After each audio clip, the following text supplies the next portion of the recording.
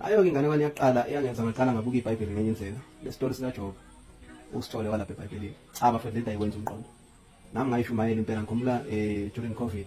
Omunye wesifazane engangiclose kuye elahlekelwa izinto zakhe angifonela ekhala. Ngamshumayeza ngoJob ngitshela ukuthi no walahlekelwa yiko konke kodwa egcineni kwabuya konke. Yena malanga I decided just to read the story with raw brains. Ngathatha ukukholwa ngakubheka eceleni ngafunda ngomqondo ngabona ehlangana lento. Uma ufunda kahle Job chapter 1. Kahle eBhayibhelini sazi ukuthi uSathane waxoshwa ezulwini according to other scriptures.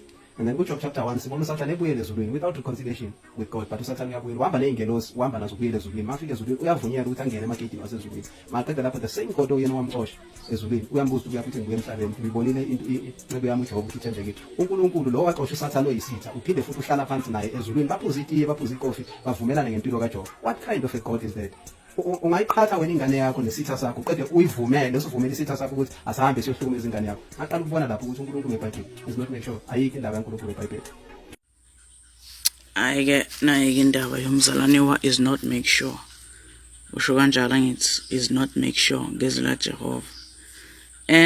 Into yokuqala ngifuna ngiqaphele ngalomzalwane lo into engiphe attention kuyona ukuthi lo mzalwane into yokuqala ishilo ukuthi mayifunda izwi lenkosi yena kumele aqale ayikhiphe kwi-logic yomuntu okholwayo ayifake kwi-logic yomuntu ongakholwa. Angazi noma singayi-underline lonto ukuthi mangabe efunda izwi likaJehova uqale ayithathe yena from ilogic yakhe yomuntu o-understand izinto zikaNkulunkulu azehlise ayibeke kumuntu ongayi-understand khona izoyi-understand. La siqala lapho ukuthi lo muntu ngendlela ahlakaniphe ngayo ukuze understand izinto zikaJehova uqale ethi akalahlekelwe ukuhlakanipha akuthole kuJehova kuqala. Into enginenkinga nayo lo muntu lona mina ukuthi sebaningi abantu abakanje emhlabeni. Angilwi futhi ngifuna ukisho nje lento ngiyidlulise. Lo mzalwane uqale wa mention ukuthi yena uyakholwa but kwizwi lenkosi khona into angayikholwa. Number 1 kule platform yakhe awucabanga ukuthi khona abantu abangakholwa abafuna ukumazi uJehova, but yena njengomuntu okholwayo semazi uJehova usebenzisa yakhe iplatform ukuze ahambe ayokhuluma kuyakhe iplatform ukuthi uJehova ubuye amnika ama questions. Ngamanye amazwi umuntu ongakholwa abangabe embuka uyaba nalokho ukuthi eshuthi lento kaJehova yikho ngenxa yakhe. Shuthi yena ngenxa yokuthi yena uyakholwa sekumele ahambe eyothatha labantu laba abangakholwa abenze babe neassurance yongakholwa kwabo. Ngamanye amazwi lo muntu akakho endlini kaJehova usebenzela ukubhidliza khona yena as a selfish believer azosala believe. And into esenginotisile ngalomuntu lona umoya oyingcwele kuyena ukuthi awukho nhlobo. Ngisho ngani? Because bansalane amangabe ningazi ukholwa kuyi-foundation yokureceive noma yoku-establish umoya ingcwele. Shukuthi for ukuze ukholwe ukuze umazi uNkulunkulu you have ukuthi ukholwe. Angani me understand lento leyo. Ukholwa faith kuyini kuyi-foundation yokwenza njani yokumazi uNkulunkulu yokumazi umoya ingcwele. But the problem is kwabantu abangakholwa ngokuphelele njengalo malume lo engimhloniphayo futhi ukuthi ngenxa yokuthi bona ba understand indaba yokukholwa sekumele wonke umuntu afane nabo. And I understand indaba yegospel isebenza kanjani ukuthi we preach the gospel. So abantu bangabe befuna ukukhuluma into debate gospel indaba singabavumeli. I understand leyo point leyo. But mina ngicela ukunderstand ukuthi lo muntu lona not only ufuna ukuphusha iagenda yakhe, usethatha izwi lenkosi walenza inhlekisa. Wathena ukuthi izwi lenkosi leli silifundayo liyinhlekisa. Mangase ufunde laphana kuyivideo yakhe lesithombe sibhaliwe laphana kuyivideo yakhe uthi le ndaba kaJob iyamanga. Angani uya understand lo muntu lo ukuthi iagenda yakhe ukuthi athi izwi likaNkulunkulu linamanga somewhere. Ngamanye amazwi uNkulunkulu khona la ilekha khona kuyena into ayi expose ayilokho. But mina ngicela ukumention umenshina ukuthi siyifunde lencwadi nani khona nizo understand uphici balomuntu and futhi ngibringe up icase ashilo uthe lo muntu lona kwakhona umzalwane oyedwa owaye close nayo owayivelelwe ingozi yangaze kukona into about iroof somehow but yena masisemshumayeza usethatha izwi lika Job uyalifunda but namhlanje the same izwi ayelisebenzisa ukumotivate umuntu wakubo noma umuntu close naye njengoba kade shilo ilona manje asephendlisa inhlekisa ngamanye amazwi sho ukuthi le situation yalomuntu lo akade close naye nje kade emnika le advice le kade emnika yona naye akayikholwa le advice number 1 number 2 the same advice ayimnika yona uyakwazi ukuyijika yenza isinhlekisa ngamanye amazwi sho ukuthi isituation yaleyo mzalwane mina ngokubuka kwami ilogic yami isebenza kanjalo sho ukuthi ngamazi situation yaleyo mzalwane noma kade ibhlunga nganani lo muntu uyakwazi ukuyithatha ayiphendula inhlekisa what if lo muntu lona izwi kaJehova walithatha walifaka enhlizweni shothi namhlanje ngelinye ilanga usiyaliphendula lento ayifaka enhlizweni uyayijika uyenza inhlekisa shukuthi lento lena ngamanye amazwi lento isho ukuthi lo muntu lona ujeopardize umoya ingcwele aphinde anjani aphinde enza inhlekisa ngalonkulunkulu amkhonzayo shothi lo muntu kahle uyilenhlobo yabantu engithi mina bayadeceive izwi because okwakho ukukholwa yena uyakholwa but mangabe sekumele ukukholwa abanye abantu uyamilana nalokho noma yazwani lento engizama ukuyichaza but so ingene ezwini lento lena siyifunde ngoJobe ngifuna ni understand uJobe so ezwini kaJehova singaqala sifunde laphana uJobe ku chapter 1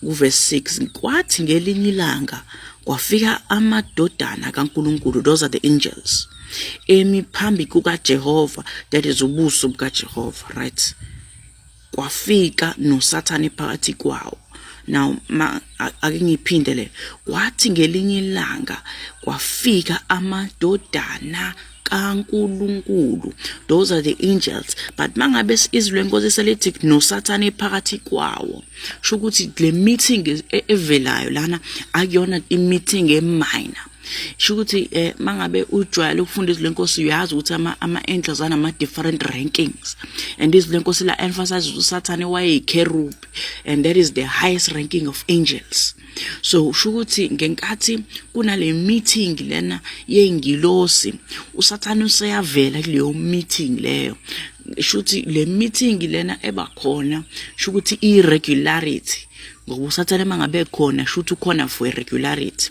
but uSathane angabelongi kuleyo angel lo baba umention ukuthi uSathane was banished ezulwini but ziningi izinto lo baba ayishilo lo maluma ayishilo engekho ezamanga lo muntu lona ungendlela ahlekise ngayo ngezwi lenkosi ukwamenshina la ukuthi kuphuzwe itiye uSathane uphuza itiye noNkulunkulu like umqondo angifuni futhi ukuhlekisa ngalento le umuntu osekahle ekhanda ongakhuluma indaba yokuthi uSathane uphuza itiye noNkulunkulu like ungayisho nje leyo nto leyo like for the fact that ukuthi ugrab courage ukuthi uNkulunkulu uJehova uphuza itiye ngamanye amazwi nje is just lacking off uNkulunkulu uJehova usonene nanini usomandla uhleli nje ezulwini is lacking off uyiphuzela itiye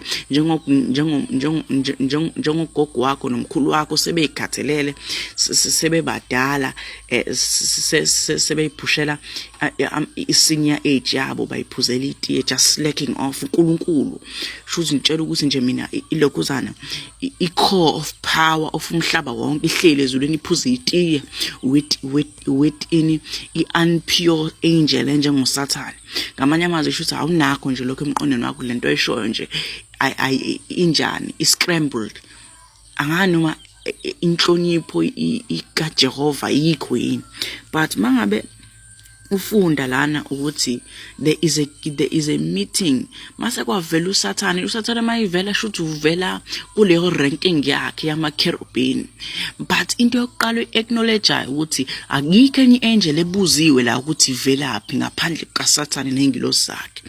Ngamanye amazwi usho ukuthi kuyavela lokuthi it's not a regular thing ukuthi uSathane abe khona ebusweni bikaJehova, and ngifuna ukuyi-emphasize lento ukuthi la akuzange kumentionwe ukuthi lo mkhathi lo abakuwona esezulwini, but kumention ukuthi phambi kobuso bukaJehova. So we assume thina ukuthi ini isezulwini, but that's not Bible. Ngifuna uyichaza le ndaba ukuthi asiyeke ukuyifakela amazwi wethu eBhayibhelini, because bakuningi abantu abalehleka njengalo malume lo sebegcine bekhuluma into engekho, because angiyiboni la kubhaliwe lento leyo ukuthi bahlangane ezulwini la kwaxoshwa khona uSathane, but kuyamention ukuthi bayilethe phambi kwaJehova. So shukuthi we assume ukuthi okay isezulwini ke leli likaJehova la khona uSathane abhenishwa khona. uSathane indlela abhenishwa ngayo wabhenishwa during war.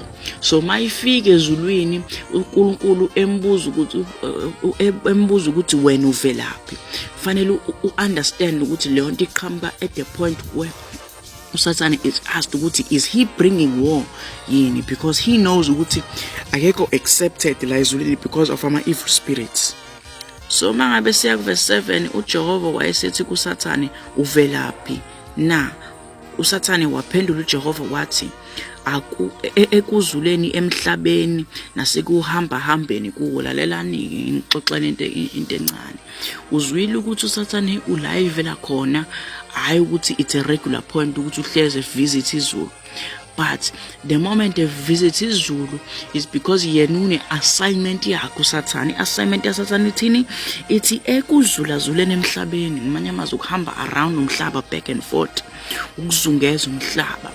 Mangabe uunderstand into yokuzungeza umhlaba, uthi ekuzungezeni umhlaba nasekuhamba hambeni, ayingiphinde ekuzungezeni, ngamanye amazwi ekuhambeni nokusurrounda, masemva kalokho ekuhamba hambeni, ngamanye amazwi shukuthi he made it his oath ukuthi he goes around back and forth emhlabeni. Ngamanye amazwi mangabe wena umuntu osemhlabeni is most likely ukuthi uSathane ahamba ngobuya hamba emhlabeni akufice kulo mhlaba. Mangabe uSathane kufika kulo mhlaba, into emphasizayo la ukuthi njengoba umhlaba ugcwele abantu, uSathane mayizulazula emhlabeni, not only uzulazula emhlabeni but uzulazula ebantwini. Shukuthi he's witnessing a different kinds of people. Shukuthi ngamanye amazwi uSathane is explaining uNkulunkulu ukuthi I'm influencing abantu basemhlabeni because ngiyazulazula emhlabeni. So mangabe lento ithi uyazulazula emhlabeni, shukuthi is going in and out of households, I influence ngama evil spirits. But mangabe uzwa lento ukuthi uyazulazula nosekuhamba hambeni, should not only uya influence, uyafika dwele lapho, mase yasuka yahambe yodwela futhi kuleyo ndawo. Shukuthi he keeps on living in these different areas. Ngisafuna ukukhuluma indaba lo malume lo ukuthi ngekathi ezulazula kulabantu, should labantu they already influenced by uSathane. But usethi uNkulunkulu usethi wayesethi uJehova kuSathane, inhliziyo yakho iyaqaphela inceku yami uJobe na, ngokuba akakho onjengaye emhlabeni, uNkulunkulu umuntu ongena sici, olungileyo, owesaba uNkulunkulu, obalekela ukubi. Yayizwa leyo nto leyo. uNkulunkulu ke manje usenika uSathane ke inike amehlo ukuthi abone ukuthi uJobe njengoba esemhlabeni noma uSathane eseshilo ukuthi uyazulazula emhlabeni, ngathi usekhohliwe ukuthi khona enhlizweni yakhe le ekuzulazula emhlabeni epollute umhlaba, khona lo ongekho polluted by yena, and uJobe omesabayo uNkulunkulu okubalekelayo ukubi. Shothi uNkulunkulu is trying to tell uSathane ukuthi Sathane noma ngabe ungahamba emhlabeni uzulazula, uyitshela ukuthi uyabusa, khona la uzokuleka khona, uthi yena unenceko eyodwa ayithembileyo. Now angani uyaunderstand ukuthi ukuthenjwa uNkulunkulu kuyinto enjani. lo muntu uthe uNkulunkulu uphakamile wathi ngiyamthemba lo uyinceku yami uyamesaba uJehova lalela uyamesaba uJehova angane uya understand and ukuthi uNkulunkulu unomuntu amthembileyo osemhlabeni uthi akanasici usathane mangabe kusho lokho ngifuna ukunderstand usathane ukuthi at this point for sure uyabila because useqeda ukutshela uNkulunkulu ukuthi kulo mhlaba wakho odalile onabantu abamsulwa mina ngunculisile ngawenza my realm but usethi uNkulunkulu khona oyedwa oJob ongazi umthinte futhi ongasoze ukwazi nokumthinta mangabe uyiqhubeka le ndaba lena useyasho uNkulunkulu ukuthi lalela ziningi izinto ongahlangabezana nazo ngayo uJob because ngiyakwazi nje bese itshele lento le ubila njengoba uSathane ubila ukuthi uzofuna ukuhamba uyothinta umphefumulo wakhe lalela-ke angikunika ama rights to umphefumulo but ngicela uunderstand le nto ukuthi mangabe ukholwa unlike lo malume lo mangabe ukholwa lo malume use prioritize izinto over umphefumulo wakhe ngamanye amazwi uNkulunkulu into emphasize kuSathane ukuthi noma ungakuthinta ingcebo yakhe noma yini ongayithinta yakhe ngoba ufuna ukumnika ama temptation but mina ngikutshela ukuthi umphefumulo wakho ungawuthinti ngamanye amazwi uNkulunkulu unani ngenkathi uJesu ekufele siphambanweni uNkulunkulu wa receive ama rights to umphefumulo wakho because umphefumulo wakho noma uSathane sengenzani ke manje emhlabeni akasakwazi ukuthinta ngenxa lela gazi ekwathengwa ngalo umphefumulo wakho so lela gazi liblockani liblock ukuthi uSathane noma engahamba kangakanani phezu kwakho akanayo ishare kumbuso wakho ezulwini angane umyayizwa into leyo because uNkulunkulu unama full rights to imphefumulo yethu ngamanye amazwi uSathane akakwazi ukuyingcolisa imphefumulo yethu futhi akakwazi ukuba ireason sesihogweni noma ngabe usesingona kangakanani uJesu lesizona ayifele usenjani useyithathile wazenze zakhe but ngifuna sifocus deep lento engishoyo because lo malume lo into ayi-emphasizile ukuthi izwi lenkosi ngathi linamanga uJob multiple times la ezwini lakhe uyathola ukuthi uJob multiple times ezwini lakhe uyathola ukuthi uyayi-emphasize lento yokuthi amadodana akhe asemthukile uJehova ngakho siyonikela ama burnt offerings kuNkulunkulu shuthi lento yokuthuka uJehova iyavela kakhulu la number 1 ngicela uunderstand ukuthi the moment kuzokhuluma indaba yokuthuka uJehova kuqale kwavela ubani uqale kwavela uSathane now lento lena yokuthuka uJehova ivela mangabe sekuvela uSathane kulesi scripture kukhulunywa ngoSathane mase kwakhulunywa ngokuthuka kwaJehova mase kwathiwa abantwana bakaJob ususpected uJob ukuthi bayamthukile uJehova the time besettle ama meeting lawa ababenawo lemicimbi ababenayo imicimbi la khona kwakuphuzwa khona kudliwa khona mase kwabizwa ama daughters awo there are many of ama sins engengize ngwamention la enziwa during those parties it is ngawo mention is because izwi lenkosi alibaboni eclassified because hawanakho ukuphila kuona engangokuthi mase ufunde the book of Job uzoza kuthiwa kwakhona i-gathering noma i-party ayenziwa amadodana kaJob awu7 but uJob angajabulanga ngawo because waze wanika ama-offerings uNkulunkulu ethi abaxolelwe ebenzenjani ebahlanza from izono zabo mangabe sefika uSathane kufika ugenca yonke into uJob anayo uyayigenca yoma ngithi uyayigenca uthatha yonke into uJob anayo noma ayinikiwe uyayigenca ini purpose yokuthi uJob uzosukuma against uNkulunkulu lo wakhe mangabe uyilandela lento lena uJob akazange ngisho nangelodwa ilanga I mention indaba yokuthi lento le yenzekalayo ngiyayijika manje sengithuka uNkulunkulu lento yokuthuka uNkulunkulu futhi is mentioned multiple times icela ukuyichaza because insuku nensuku ziyahluka in the 21st century i-proper description yokuthuka uNkulunkulu ilento yokudayisa noma to sell your soul anganoma ibandla kaJehova liyayizwa lento engishoyo because lento engishoyo i-revelation of nowadays you have to open your eyes and look around Ilento lena ebizwa ngokuyidayisa komphefumulo. Abantu abayitshela ukuthi udayisa umphefumulo uthola imali. No, ukuyidayisa umphefumulo ukuthuka ke uNkulunkulu. Senginika i-proper description ke manje. Ukuthuka uNkulunkulu, it is to sell your soul. And lento lena izokunika nawe i-understanding mawufunda incwadi yaJob ukuthi it was multiple times la khona sizwe incwadi yaJob ukuthi uJob akazange amthuka uNkulunkulu. Usathana into ayifuna kuJob kwakulo yamphefumulo uNkulunkulu athene usathana angathatha. Na uNkulunkulu mangabe ethi kusathane umphefumulo kaJob ungawuthinti, uyedwa umuntu okwazi ukufaka ibridge kuleyo nto uNkulunkulu, because uNkulunkulu mayithe umphefumulo kaJob ungawuthinti, uJob mangabe sewudayisa umphefumulo kuSathane emthuka uNkulunkulu, ngamanye amazwi kusho ukuthi izwi kaJehova la khona liba khona namanga, because uNkulunkulu wayengekazi asho ukuthi ungawuthinti umphefumulo kaJob mase uJob eyomnika uSathane umphefumulo wakhe, ngoba uNkulunkulu izwi lakhe anawo amanga la khona ukuthi khona uNkulunkulu khona wayekwazi ukuthi ungawuthinti umphefumulo kaJob. Nangempela uSathane mayifika kuJob, uJob angavumi nomphefumulo wakhe, ngoba izwi laNkulunkulu anawo amanga in such a way ukuthi liyayiveza leyo portion leyo uJob khona la khona esarenda khona umphefumulo wakhe kubani, engawusarenda umphefumulo wakhe kuSathane ngenxa yani, ngenxa yamazwi uNkulunkulu awasho kwi-meeting uJob ayengekho ngisho kuyona. Ila khona uunderstand khona ukuthi izwi laJehova linamandla kanganani. uNkulunkulu did not only have the assurance ukuthi uJob will never sell his soul, but wayene assurance ukuthi ngisho noma umkakhe esekhulumile athi mthuke lo uNkulunkulu wakho ufe.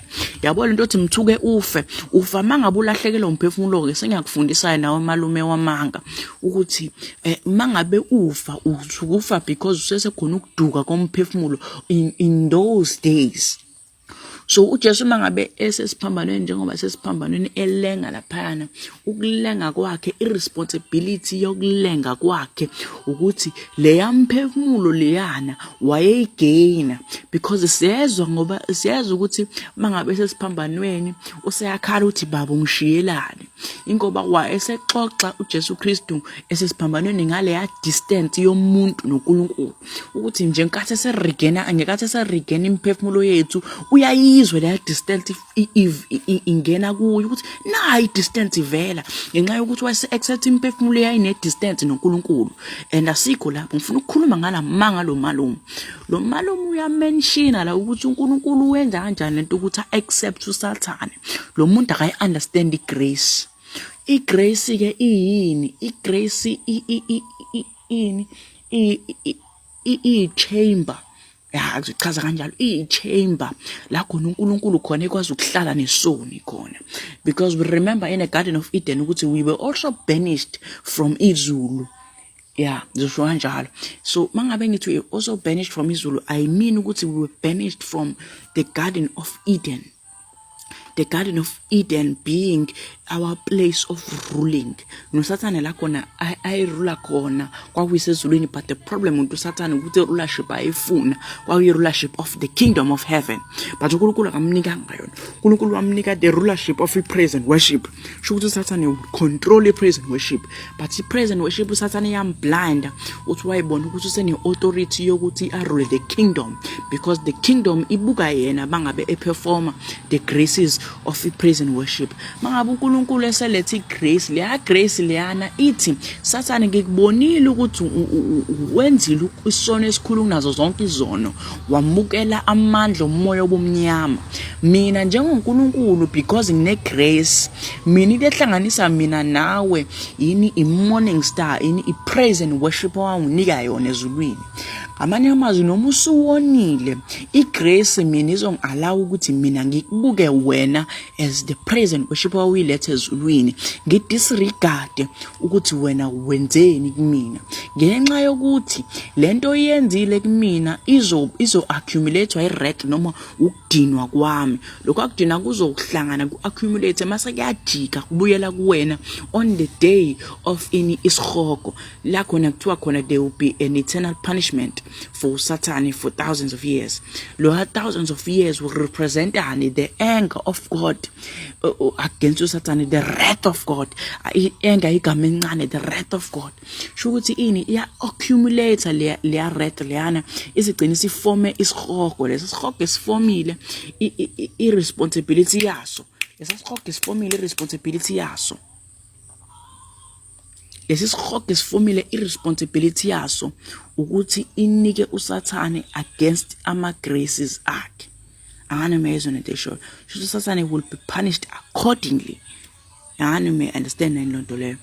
Mangabe thina singabantu uSathane naye useyazama naye ukuthi I capture lo moment naye as grab naye asise towards eternal punishment.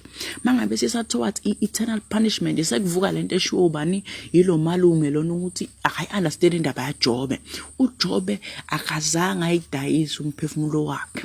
Wa mention all the time ukuthi akazange amthuka uNkulunkulu, wayivela ayiguqele umSamaria ayiguqele athi mina ngaza lesini sama mengingedwa. Ngamanye amazwi bayimention lento ukuthi uSathane akanawo ama-rights to yena because yena uyayikhumbula ezalwe yedwa, akayikhumbula ezalwa nama-responsibilities obumnyama but uyikhumbula ezalwa eyedwa.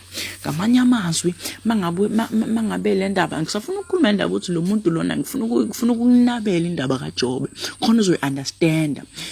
In nowadays ke bakwethu ngenxa yaNkosi uJesu Kristu ukuthi wasifela siphambanweni, uSathane akusekho lula even worse ukuthi afike kuwena. So what he does uSathane uheha ngani ngemali nangesono. Ngenkathi eheha ngemali nangesono, you remember izinkosi lithi imali impande yesono.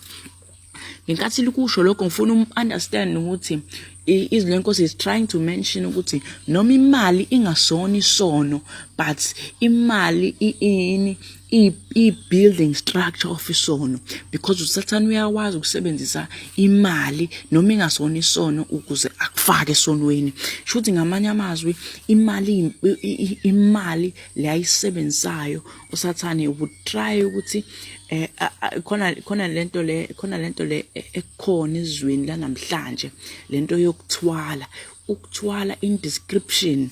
Unika description ke manje yokuthwala. It is to use evil spirits in order to gain dominion in the physical world.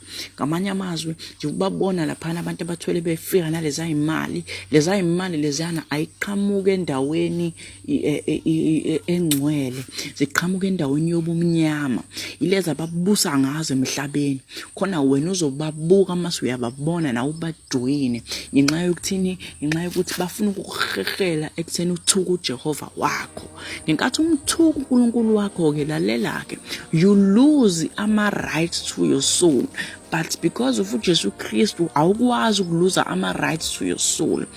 Shukuthi nxa uJesu Kristu uwenze njani?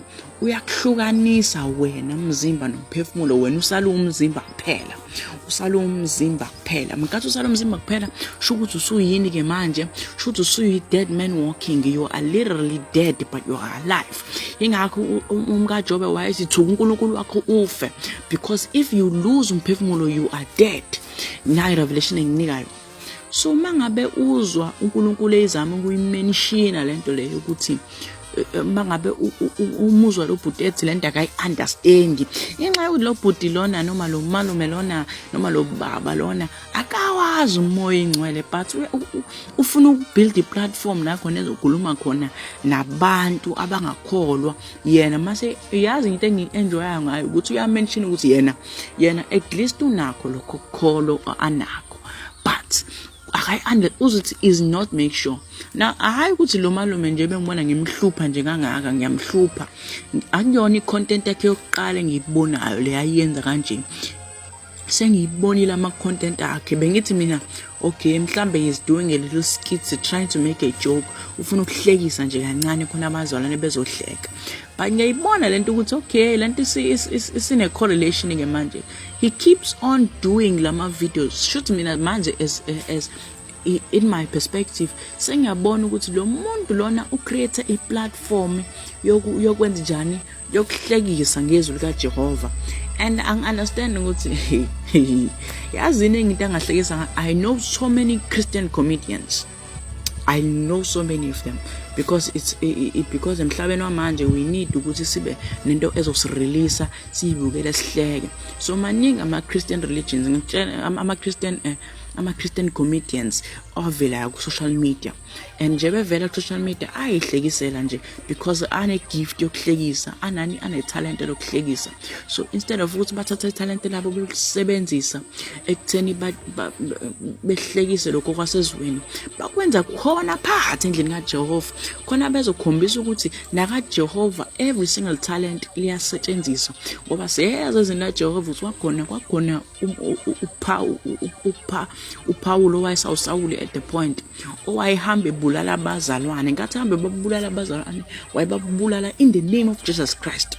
So mangabe uNkulunkulu eyiview lento lena at a God's perspective, he's not seeing umuntu destroy ibandla lakhe, but ubona umuntu okwazi ukuhamba ebulala ibandla kaJehova, because enhlizweni yakhe deep wayibona icala kuNkulunkulu. Mayifika kuyena umnika irresponsibility uthi ngoba wena umbulali, hamba ubulala abantu, but this time ubabulale ngezwi likaJehova elizobaphilisa. Angani lento ngazi ungayichaza kanjani.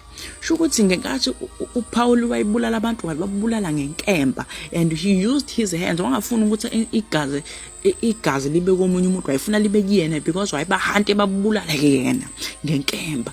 uNkulunkulu masemnika izwi lenkosi umnike enye inkemba ukuthi ngayo lenkemba instead of ukuthi babulale baphilise. Ngamanye amazwi into emphasize ukuthi endlini kaJehova we have so many talents, noma amanye ama-talents ungabuka ethi disgraceful, wonke ama-talent avela kuNkulunkulu. Abazalwane they use these talents phakathi endlini kaJehova, but mangabe sekhona abantu abakanjena ukuthi bafike babona abazalwane besebenzisa ama-talents endlini kaJehova kahle, wathi shuthi kwamukelekile ukuhlekisa ngoNkulunkulu. So wakhetha lo mbalume ukuthi ahambe yohlekisa ngoNkulunkulu khona yena ezokwenza njani, ezoba famous. And yazi futhi uzoyithola futhi ayifuna, uzoba famous vele, ngeke ngabe famous, uzoba famous, uzoduma ngakubo futhi kuzothiwa nangu lo muntu ohamba viral ngokuhlekisa ngezwi kaJehova, ejike lapho futhi ethi yena umzalwane. What a disgrace. Ajike lapho futhi ethi yena uyini umzalwane, bese hlekisile ngoJehova, bese hlekisile ngezwi lakhe. Ethi lamanga lalela ngitshela something, ama-scientists lawa akhulumayo ezweni awathanda sisi nawo iBhayibheli, but yonke into abayiprovayo is a scientific experiment iqhamuka from exposure yezwi likaNkulunkulu. But what they do, they change the terms so that they will favor them. It's almost like umuntu uyasho ukuthi hayi lalela mina izwi lenkosi angilikholwa, but izinto eziprova scientifically ukuthi zenzeka ezweni kaJehova zenzeka ngempela, like ayikho i-scientific explanation and it is at multiple times mangabe sifunda izwi lenkosi siyabona laphana ukuthi yonke into eshiwe ezweni kaJehova iya corresponda nama-scientists, but ama-scientists afuna ukuthi thina lento because we proved it scientifically izwi likaJehova we have to disregard lona. For instance, we learned ezweni kaJehova ukuthi there were fallen angels awa noLucifer, but mangabe asekwenziwa ama-scientific researches babheka laphana ukuthi phansi emhlabeni kukhona i-proof of amathambo atholakala phansi of ama-dragons. Ama-dragons abizwa ngama-dinosaurs in these days, but there was a study la khona kutholakala khona ukuthi khona ama-dinosaurs phakathi komhlabathi. Mangabe uyilalela izwi likaNkulunkulu, izwi likaNkulunkulu liyakhuluma lento ukuthi they once were fallen angels aqhamuka ezulwini. Mangabe ulifunda izwi kaJehova futhi kwincwadi yama-Revelations uzwa kuthiwa bheka laphana nangu drago, there was a dragon in heaven eyayikhoza i-war, leyo dragon yayilucifer. Now mangabe sekutholakala lama-dinosaurs lawa atholakala phansi amathambo awo, this is not a surprise because we were once told ukuthi lama dragons lawa aqhamukaphi, because there was a main dragon eyayilucifer eyenza njani, eyaphelelwa indawo ezulwini mase kafika la emhlabeni. Mase sifunda futhi izwi lenkosi we find out ukuthi ezwini likaJehova mention ukuthi uNkulunkulu is usually uyabaptize umhlaba because ngekhathi zikaNoah uNkulunkulu wake wageza umhlaba ngamanzi. Now yini into engishoyo ngisho lana into engishoyo futhi ukuthi ni understand ukuthi science has been working side to side with proving izinto ezisezweni kaJehova, but the problem with bona bama scientists, they really don't want to accept ukuthi lento abayikhulumayo iyahambisana nento etholakala ezweni kaJehova. So they would rather ukuthi bafike kuwena bethi lalela lento etholakala ezweni kaJehova ayikho. Yes, mase bethi kodwa lalela thina we have a scientific explanation ethize. Because once siyathola futhi ngokuhamba kwesikhathi ukuthi the dinosaurs were extinct, kwafika nje itshe nje likhulu elaliqhamuka from outer space lafika emhlabeni lashaya phansi kwafa yonke into eyayisemhlabeni. Mase after lokho kwaqala a new generation, and that generation is ifike to this day thina we still exist. Cela ukuza lelitshe alifiki ngani namhlanje. Why lafika specifically ngaleli sikhathi lesikukhona ama-fallen angels emhlabeni? Why? Because for uNkulunkulu ukuze adale umuntu wehla wazombumba phansi. Cela umbuka uNkulunkulu esuka ezulwini ehla ezobumba umuntu lelitshe lamatshe lawa afika emhlabeni ay radioactive. Mina ngiyaxoxela ukuthi nje ukwathi uNkulunkulu esuka ezodala umuntu ngicela uunderstand le opposition. They were fallen angels. Shukuthi there was a moment like when the fallen angels they had to bow because humans had to be made. uNkulunkulu wasefuna uzocreate umuntu, so angels had to literally bow their bodies. Ngenkathi uNkulunkulu ehla esuka ezulwini uyafika emhlabeni uzodala umuntu. Ngicela ubuke leyo science leyo engichazayo. Mase science sizokutshela ukuthi hayi there was a radioactive rock very suspicious nje nayo radioactive yafika yabhidliza yonke into, mase futhi circle of life yaqala kabusha. Yayizwa le nto le. And then emva lokho millions and millions of years later sekhona abantu. Uyayizwa into engishoyo? Cela uunderstand amandla kaNkulunkulu on the basis of science.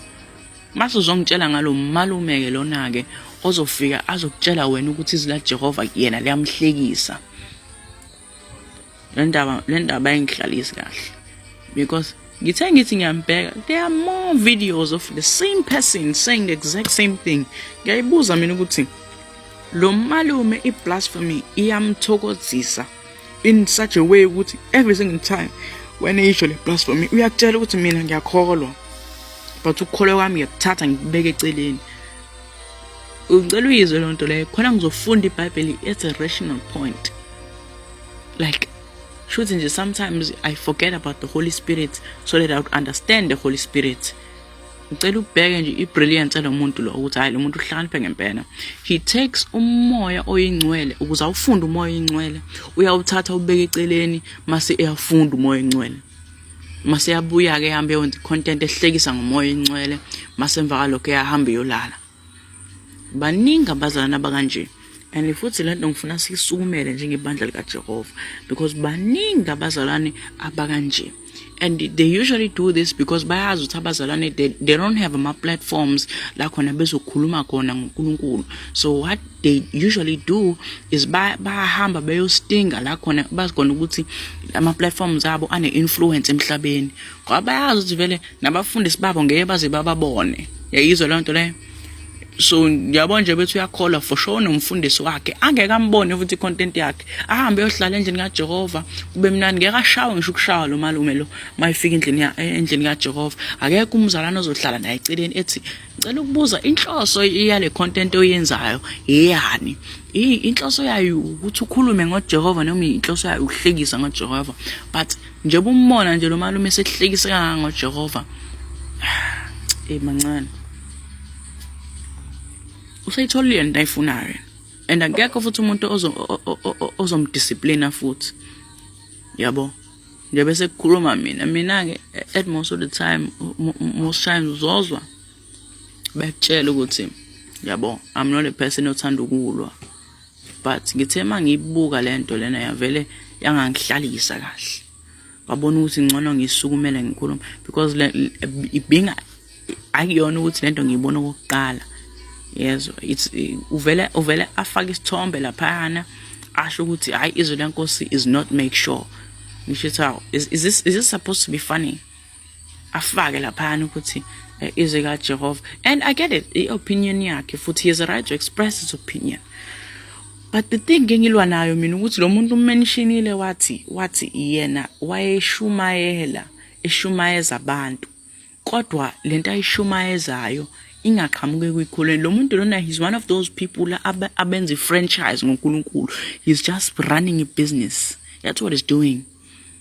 Because uyasitshela ukuthi lana yena wayebashumayeza abantu kodwa lento ayishumayeza akayiboni. Ucabanga uzoshumayeza umuntu kodwa into akushumayeza yona naye akayiboni. Ngamanye amazwi ishuthi lo muntu kahlahle uyakudukisa. Ngoba ngelinye ilanga mase mina ngibring up close ngithi awungichaze into ayishumayela. Now into ayishumayela izoba nama potholes phakathi kuyona because yena uyishumayela on the basis of ukuthi I understand ngomoya ingcwele. Ingakho kuthiwa khona ugcobo. Ingakho kuthiwa khona abantu abagcotshwa yakho uDavid kwakumele agcotshwe ngamafutha. It's because uSaul there were many potholes to in rulership yakhe. Wakhethwa yiningi. Ngamanye amazwi it's not the matter of ukuthi when uyafuna ukwenza njani ukushumayela because kumnandi kuwena kumele ube ordained by the Holy Spirit akwazi kuvela uqhamuke nje ngakho ubona sebenama platforms akuyena umuntu oyedwa yazi ibandla lika Jehova linabantu abaningi abakanje abagida ngesono phakathi siyakuzwa lokho phesheya lokho sakuzwa lokho futhi nala eSouth Africa ukuthi there are many blasphemous people and the first thing they do they run away from izwi lenkosi before beqale bechaza. They hate izwi lenkosi more than anybody but mase bese represent and I'm sick of labantu abakanje. Musu ukuthi ukhuluma izwi lenkosi mase ukhuluma into eseceleni nalo. Give me Bible. Angifuni enye into kuwena. Mangabe uzokhuluma ngezwi lenkosi khuluma ngezwi lenkosi ungangitshela ukuthi uNkulunkulu usezulwini noSathane baphuza itiye like are you mocking uNkulunkulu noma kumnandi vele ukuhlekisa ngaye.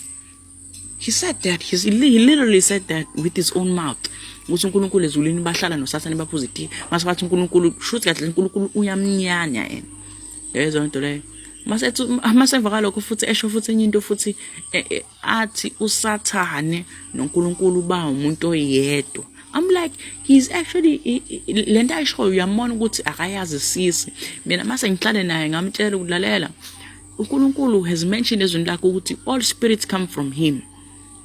In other words uNkulunkulu the evil spirit iqhamuka kuye because he's the origin of everything.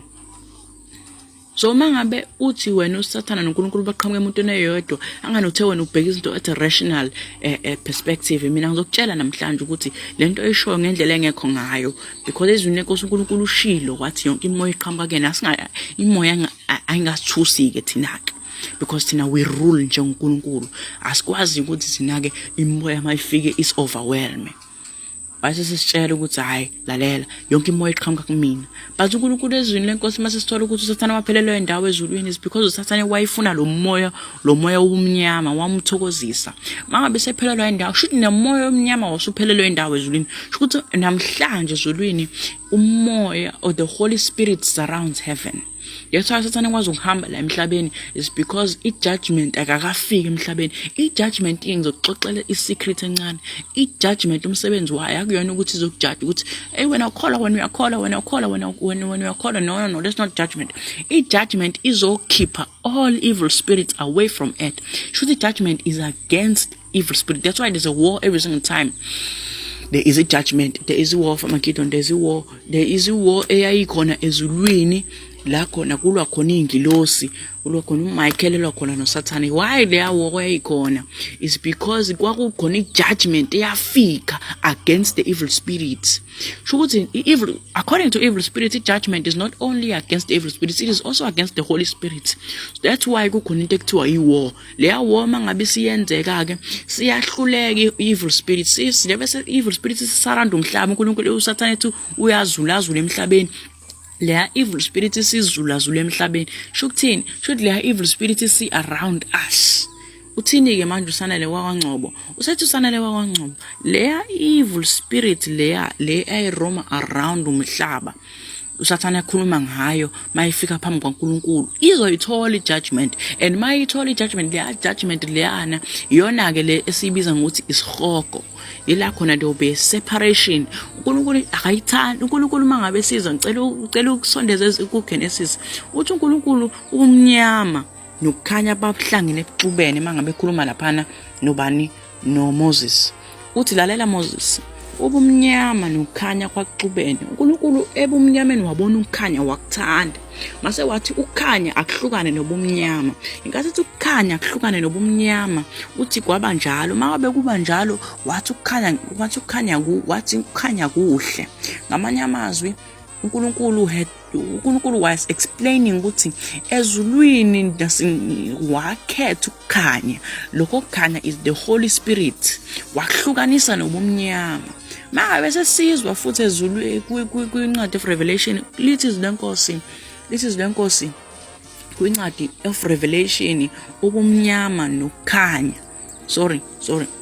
Lithi uSathane unengilosi zakhe baphelelwa indawo ezulwini. Ngamanye amazwi sho ukuthi there will be isikhathi la khona ubumnyama khona beyophelelwa indawo emhlabeni. But mangabe sesifunda the book of Izenzo, lithini ibook of Izenzo? Lithi kuba khona isikhathi la khona ubumnyama khona buyobe bukhona emhlabeni, kuyobe kushunqa, kuyobe kukhasa impulo emhlabeni, umnyama bebe brula. Why lento yenzeka? It's because there will be a combination of ubumnyama obuphakathi kuLucifer, obabusezulwini obabungafunakala ezulwini. There will be a combination of bonke lobumnyama. uNkulunkulu is majestic, so lobumnyama nabo buningi, and thina sikakaboni because akakafiki lezo ikhathi zabo sezisaqala. We are at an initial point. Mangabe lobumnyama sebroma around umhlaba, ila khona ubumnyama khona uNamsela chaza umnyama obambekayo. Lobumnyama lobo ngenkathi bebe broma around the planet, shukuthi la khona kuyobe khona sekubonakala khona ukuthi izinto uNkulunkulu ayikhuluma noma izinto uNkulunkulu ayebhenisha ezulwini sekuyizona lezi. And lobo bomnyama ibona ke lokho obuyosinika understanding yokuthi ikhathi zobumnyama ziyophela. Yazi ukuthi angifuna ukuqhubeka nalento ukuthi ngiyibekela ukuthi lo malume uvele wathinta indaba enzima kakhulu, indaba kaJobe. uJobe ngoba enganaso isici. And lento lena futhi ngicela uyi-understand ukuthi the reason lo malume ekhetha le ndaba kaJobe is because baningi abazalwana abasarandwe yisono emhlabeni, and the only way that they can justify isono ukuthi bahlekise ngani ngezinto uNkulunkulu ayishoyo against isono, khona bona bezokwazi ukuyijustify within isono. So lento yenza lo malume lona is operating into operate ebumnyameni. Ila khona kuthiwa khona yonke into uNkulunkulu ayishiyo lela oppose yona. Ezweni lenkosi sazi izinto eyishiwoyo, mase kuba khona abazalwana abazofika bezoblasphemisha. Khona nalento nje eyavela kwathiwa nje uPeter nje wabethela isiphambano nesibheke phansi. Yayizwa lento leyo ingashiwo ngezweni lenkosi, but abazalwane bafika nazo because lezi zinto ziyabacomforta ngoba uJesu Kristu isiphambano sakhe sasibheke phezulu, fanele bese Peter sibheke phansi. She indicates lento leyo indicate rulership of the Antichrist. I-rulership le of Antichrist ukuthi sathe umfundo wayedwala likaNkulunkulu owayedwala. Lalela uJesu Kristu washumayeza izwe lonke ngabantu abawu-12. Abantu abawu-12 ibona bashumayeza izwe lonke. Let you understand leyo nto leyo ukuthi uNkulunkulu washiya power ukuthi isetshenziswe abantu because wayefuna ukusinika ichoice ukuthi sisebenzise le power. Njengoba uAdam noEva they were given a choice ukuthi bangalidli fruits. uJesu Kristu ukube kwakuya ngaye wayenga ukube wayithanda wayengashumayeza thina sonke emhlabeni, but kube wakwenza lokho ngabe sonke sashunyayezwa, sonke sangena emngcweleni because uNkulunkulu mangabe selethe isandla siqinile thina siyashayeka sonke. But wakhetha ukuletha abantu abawu-12 ngoba wayefuna ukusinika leyo burial of choice ukuthi singafani nokuthi sesikhetheliwe, sinikwe ipower, sinikwe moment la khona sinikwa noma sikhethelwa khona ukuthi do we accept amandla kaMoya Engcwele or do we run away from Moya Engcwele on command? Do we choose God or do we choose away from him? And laba bantu laba abawu-12 fortunately bafika kuthina nezwi. Mase then kuba khona abantu abakwazi ukuthi bahlekise ngaye, baqala ukuthi uJesu umlungu. Kwaba khona nje i-moment la khona uJesu khona kuthiwa khona umlungu, kumnandi kuhlekisa kuthiwa uJesu umlungu, uJesu umlungu. Kuhlekiswa ngani ngoJesu kuthiwa uJesu umlungu. Kuthiwa somkhonza kanjani umlungu singabantu abamnyama? Like can you imagine? Can you imagine kuya uNkulunkulu kuthi uNkulunkulu wenze njani? uNkulunkulu oNkulunkulu wonke umuntu sebemnika irace yakhe, because it's always about irace. Mabe sisifunda izilenkosi kuthiwe labo bonke. Mabe sek-emphasize leyo gospel leyo siyashintshwa manje gospel thiwa lelizwe lafika nabelungu. Sure akusakhona manje uJesu Kristu somlungu, kuthiwa lafika nabelungu. Shuthi kahle kahle into ekuliwa nayo la ukuthi kube khona i-moment la khona we are joined with uNkulunkulu. That's what we are struggling against. Uyayizwa leyo nto leyo. So we have inkinga ke nebandla nabazalana abafana nalo malume lo esengikhulume ngaye la kwaphela almost an hour. It's because abazalana bakanjena badicilela phansi izwi likaJehova. Their sole mission it is to destroy ibandla likaNkulunkulu, but lokho is not in their vocabulary. Ngamanye amazwi ukuthi nje umuntu nje uzofika nje azobhidliza ibandla kaNkulunkulu. Mabe sengimkhola yabona bese ngimkhola out on lento ayenzile, uzombona futhi naye mangasayithola le message le, uzophinda abuye athi ngimzwile lo mfana kade ekhuluma la, mfana omncane lo kade ekhuluma, because iyona le shield yawo bonke abazalana ukuthi mfana omncane uzozwa. Mfana omncane lo kade ekhuluma nami etshela mina engimdala ukuthi mina ngizobhidliza ibandla kaNkulunkulu. Mina i-sole purpose yami ukuthi ngifuna ukwenza njani, ngifuna ukuzohlekisa abazalwane ngiba uzomuzwa into azozisho mangasayithola le message le. Ngazi mhlambe ngingayithola, kodwa mangasayithola le message le uzojika afika athi mina ngifuna ukubhidliza ibandla lomuntu uyahlanya. Mina I'm not only khuluma ring ngalo muntu, ngikhuluma ring about bonke abantu abanjengaye. Sengifuna manje ukwenza njani? I'm building a war against blasphemy. I'm sick of abantu abazokhuluma ngoNkulunkulu kanje. I'm forming a war against blasphemy. Sengathela baqambe manga. Namhlanje I'm calling him out so that bonke labantu abafika. And I'm not talking about Christian comedians futhi. Mention lento le. Angidu na Christian comedians. Christian comedians, I'm on their side always because talent comedy. But when awuhlekisi ngokuthi we Christian ehlekisayo, uhlekisa ngoNkulunkulu lo omkholwayo. It's almost like you see him as umngani wakho lo nje ningazi ukuhlekisa naye. And mina ngeke ngikwazi ukuthi ngiyibuke lento mase ngiyathula. Mhlambe baningi there were about 2,000 or 1,000 people abayilikeile le video. Shoot there were more people abayiviewa le video beyijabulela. Mina ngeke ngihleke ngifake i-laugh emoji yami lapha. Ngihleke lento ekhulumayo because abantu abadukisayo kulesi sikhathi samanje, it is not inyanga izangoma nani